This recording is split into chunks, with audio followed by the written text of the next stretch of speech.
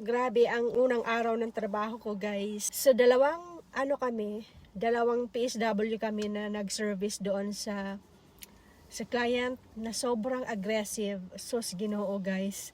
Unang araw ko pa lang, yun agad ang sumabak. Sa unang araw ko, niya, sobra. So, kahit anong gawin namin sa kanya is mali pa rin yung ginagawa namin. Wala na kaming ginawa na tama para sa kanya, always wrong. So yun, guys, nakatanggap kami ng masasamang mura ba, FF word, mga racist type of verbal aggression. Ano ba ang ginagawa ko dahil natiis ko siya for 6 years na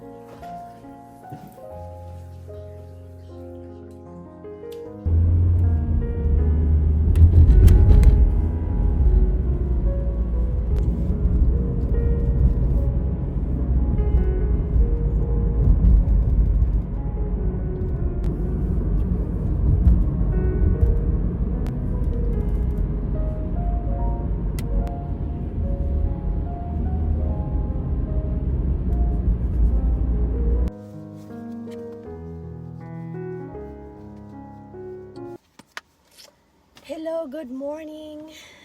Time check is 10:25 here in Toronto, guys. At ito po, balik na naman po tayo sa trabaho as bilang isang PSW, personal support worker. Nandito po ako sa location ko sa area ng trabaho ko sa East York area. East York, Toronto area.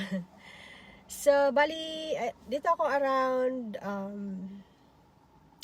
Queen and Dundas, Victoria Park, and Dawes, Lakeshore Boulevard area. So, yan po ang area ng trabaho ko. So, anyhow, guys, kanina, grabe ang unang araw ng trabaho ko, guys. So dalawang PSW kami na nag-service doon sa client na sobrang aggressive. Sus Ginoo, guys. Unang araw ko pa lang, yun agad ang sumabak. Sa unang araw ko, niya, sobra. So, kahit anong gawin namin sa kanya is mali pa rin yung ginagawa namin. Wala na kaming ginawa na tama para sa kanya, always wrong. So sabi ko, di nagalit yung partner ko, no. Dahil instead na pasalamatan kami sa ginagawa namin, pumunta kami dahil tulungan siya sa lahat-lahat ng gawain, tapos sa personal niyang trabaho, so ginawa namin, transfer namin from bed to wheelchair, and then syempre nilinisan muna namin, personal care in bed, and then transfer using the lift, Hoyer lift, guys, kasi nga is totally na siya, totally disabled, cannot do anything at all by own herself. So ayun, nasigawan, namura ang mga magagandang PSW. Joke. So yun, guys, nakatanggap kami ng masasamang mura ba, FF word, mga racist type of verbal aggression type of thing. Yung yung partner ko hindi nagpapatalo talaga, as in siya is tawag dito, pag sinabihan kami ng bad words na F word, binabalik niya rin sa kanya yung ako naman, itahimik lang ako dahil ayoko nga lumaki pa yung gulo. So, ganun ako eh. Pag once na mainit at umapoy ang isa, ako naman yung cool at parang yung tubig ba, ano lang. Dahil ayoko nga ng gulo eh. Ayoko yung maraming chichiburechi. Yung trabaho lang talaga. Yun ang gusto ko. So, kung ano yung gusto niya, di sundin ko na lang. Kasi ayoko ng malaki bang gulo sa trabaho. Kaya gano'n na lang. Kahit na minumura niya ako, sinisikmura ko na lang. Papasok ako sa isang tainga, palabasin ko sa kabilang tainga. Gano'n ako very patient guys na PSW and understanding. So, 6 years ko na siyang hinahawakan at sa 6 years na yon, gano'n na gano'n yung ugali niya at hindi nagbabago. So, sa 6 years na yun, natiis ko siya na hindi ko, actually marami ng time kong inattempt na kausapin yung aking tawag dito, coordinator, na tanggalin siya sa listahan ko dahil nagkakaroon ako ng mental fatigue sa kanya. Parang hindi na normal to kasi hawak ko siya ng morning na Saturday, hawak ko siya ng hapon na Saturday, and the next day hawak ko rin siya ng Sunday na morning. So parang I cannot, sabi ko hindi ko na kayang anuhin pa siya sa susunod na araw kung ganun yung kanyang behavior guys. So meron talaga siyang behavioral problem. Pero ano ba maiiwasan? Ano ba ang ginagawa ko dahil natiis ko siya for 6 years na hawak ko siya. At tawag dito, as much as possible ayoko mamroblema ba. Ayoko yung, kumbaga take it easy lang ako. So ganito yun guys yung ginagawa ko. Paano ba harapin ang verbal aggression bilang isang PSW? So, ito yun guys. Ngayong araw, pag-uusapan natin ang isang napakahalagang aspeto ng ating trabaho. Ang pag-handle ng verbal aggression sa mga client. May mga tuliling. May mga tililing. So, bilang mga PSW guys, hindi natin maiiwasan na makaranas ng mga sitwasyon kung saan ang ating mga kliyente ay nagiging verbally aggressive. Pero, ano nga ba ang verbal aggression? At gaano ito kahirap i-handle? Oh my gosh. Pero yung kasama ko, hindi talaga siya makatiis guys. Tarang sinasagot-sagot niya. Una sa lahat, ang verbal aggression ay maaaring magpakita sa iba't ibang paraan. Pagmumura, ayun na nga yung natatanggap namin. Pagsigaw o kahit mga maliliit na pag-iinsulto. Speaking of that, she's very racist guys. Oh my gosh, go home to your country, something like that. Oh, ikaw. Sasagot naman ng aking partner, oh, I'm a Canadian. Inaasar niya pa eh. So, ito ay maaaring resulta ng frustration, sakit, dementia, or simpleng masamang aral lang ng ating kliyente. So, may mga sakit talaga sila na hindi na nila maintindihan, kaya nagagawa nila yon. So, challenging ba? Oo, napaka-challenging talaga, pero posible itong i-handle ng maayos kung alam natin ang tamang diskarte. So una, kailangan nating maging kalmado. Ganun na nga yung ginagawa ko. Importante na hindi kayo mag-react ng negatibo or dahil maaaring lalo nang itong magpalala ng sitwasyon. Tama. Kailangan nating ipakita na tayo ay nakikinig at naiintindihan ang kanilang nararamdaman. Kailangan natin maging manhid, guys. Pero yung partner ko kanina talagang sinasagot-sagot niya pa rin. Oh my gosh. Pangalawa, mahalaga ang pakikiramay. Yung nakikisimpatiya ka ba sa kanya? Empathy. Sa halip na sumagot agad, mas mabuting subukan nating intindihin ang pinagmumula ng kanilang galit. So, ang simpleng mga salitang tulad ng naiintindihan ko po ang iyong nararamdaman ay malaking bagay para ipakita na tayo ay nandiyan para sa kanila. So, yun, kailangan natin intindihin na lang. Pangatlo, gamitin ang diskarte ng pag-redirect kung napapansin natin na umiinit na ang sitwasyon. So yun nga, tinatapik ko nga sa balikat yung partner ko kanina dahil sabi ko tumigil ka na. Huwag mo nang patulan, sabi kong ganun.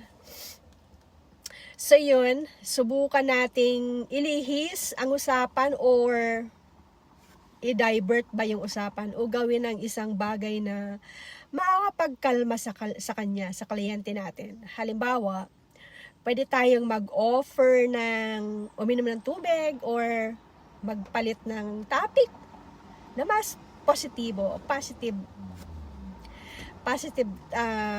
na mga usapin. Sa huli, tandaan ay hindi lahat ng sitwasyon ay kontrolado natin. Kasi pag once na nag-complain yan, of course, sila pa rin yung kakampihan. Talo ka pa rin. So, better not to patulan sila. Kung ang verbal aggression ay palaging nangyayari at naapektuhan ang ating kalusugan or ang kaligtasan ng ibang tao, mahalagang ipaalam pa rin ito sa ating mga supervisor or sa isang mental health professional para makakuha tayo ng tamang suporta. So, pero kung naapektuhan na talaga yung utak mo, araw-araw mo siya nakikita at ganun na ganun yung ginagawa sa'yo, then leave. You have the right to leave the work, guys. And you have the right to complain. Hindi madali ang trabaho natin, mga ka-PSW, pero sa tamang kaalaman at diskarte, makakayahan natin na ang kahit anong hamon sa buhay. Salamat pa rin sa panonood. At sana ay makatulong ang video na ito sa inyo, sa mga kapwa ko PSW dyan. Hi guys, welcome back. Eto, madilim na naman dito sa amin. Pauwi na po ako sa bahay at anong oras na? 7:54 in the evening, guys. Katatapos ko lang sa trabaho at ito po ay on the way na po ako sa bahay.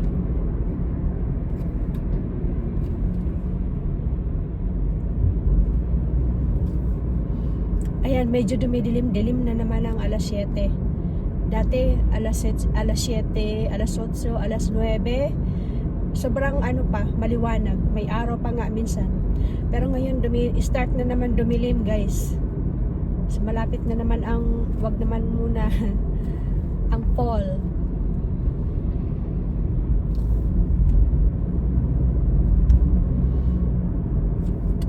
Fall season sa sunod. So, hindi ko pa naman nakikita yung mga dahon nag-change color. Green na green pa din. So, ito. Tapos na naman tayo ng trabaho sa araw na ito, guys.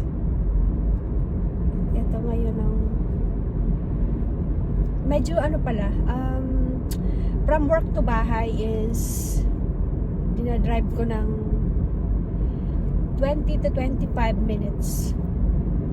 Pag hindi traffic, pag ma-traffic 30 minutes, guys, ang biyahe.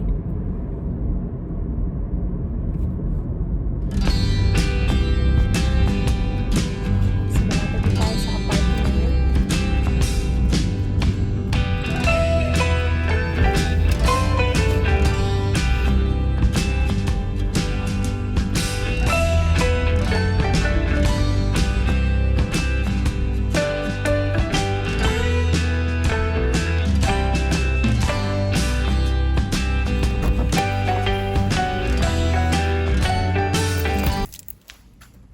Kanina pala namalengke na ako, so ito yung mga pinamalengke ko kanina. Yes.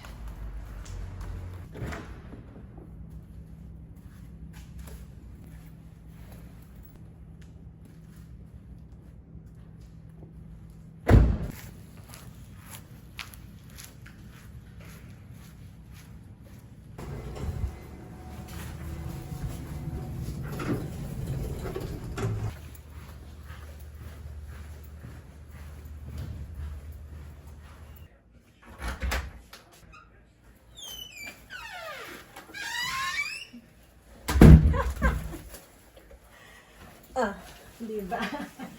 Pagkapit ka? Naks. Ganda nak. Ay, God. So, ito. Ano siya? Dinuguan. Sa pork blood.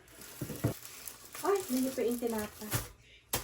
Cranberry, strawberry. Ang liliit ng strawberry, guys. O, tingnan nyo. Ano siya? 69 cents lang ang isa. Isang ganito. Pero ang liliit naman niya. Pero ito yung gusto kong bilhin dahil ano siya, wala siyang fertilizer na ginamit. Kaya maliliit. Nakuha ko to sa dollar store, sa Dollarama. Ang sarap niya. Tikman nyo, guys. Crackers. Cracklin. Is 9 vegetables, legumes. Super sarap. Tignan nyo, guys. Sa Dollarama. Ano lang? $1.25. Magkano ba? So, $1.75. Yung dalawa binili. Ding dong! Ginger chew. Ginger candy. Pangsigang. Pecans. Ito is, ano tawag dito? Graham crackers. Gagawa ko ng cheesecake. Ground almonds. Also, Tim Hortons decaf. Babaunin ko pag uwi sa Pinas. Bumili akong dalawa. Nakasale sa Shoppers. May lotion. Nivea